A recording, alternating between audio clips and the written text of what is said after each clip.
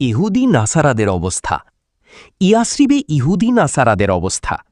ইতিপূর্বে বলা হয়েছে যে ইয়াসরিবের অধিবাসী আউস ও খাজরাজগণ ইসমাইল পুত্র নাবেতের বংশধর ছিলেন, কিন্তু তারা পরে মূর্তি পূজারী হয়ে যায়। সিরিয়া ও ইরাকের পথে ব্যবসায়িক স্বার্থ এবং মিষ্টিপানি ও উর্বর অঞ্চল বিবেচনায় ইহুদিরা এখানে আগেই আগমন করে। তারা অত্যাচারী রাজা বুখতানসর কর্তৃক কেনান ফিলিস্তিন থেকে উৎখাত হওয়ার পরে ইয়াসরিবে এসে বসবাস শুরু করেছিল এই উদ্দেশ্যে যে তারা বাইতুল মুকাদ্দাস হারিয়েছে, অতএব তারা এখন বাইতুল্লার নিকটবর্তী থাকবে এবং নিয়মিত হজুমরার মাধ্যমে পরকালীন পাথেয় হাসিল করবে।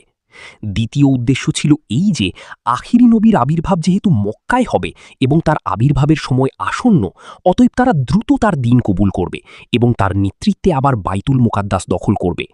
তবে তাদের ধারণা ছিল যে আখিরি নবী অবশ্যই তাদের নবী ইসহাক আলাইহিসসালামের বংশে হবেন, কিন্তু তা না হয়ে ইসমাইল আলাইহিসসালামের বংশে হওয়াতেই ঘটল যত বিপত্তি। মদিনায় ইহুদিদের আধিক্য ছিল এবং নাসারা ছিল খুবই কম। তাদের মূল অবস্থান ছিল মদিনা থেকে নাজরান এলাকায়, যা ছিল ৭৩টি পল্লী সমৃদ্ধ খ্রিস্টানদের একটি বিরাট নগরীর নাম। বর্তমানে সড়ক পথে এটি মদিনা থেকে ১২০৫ কিলোমিটার দক্ষিণে ইয়ামন সীমান্তে অবস্থিত।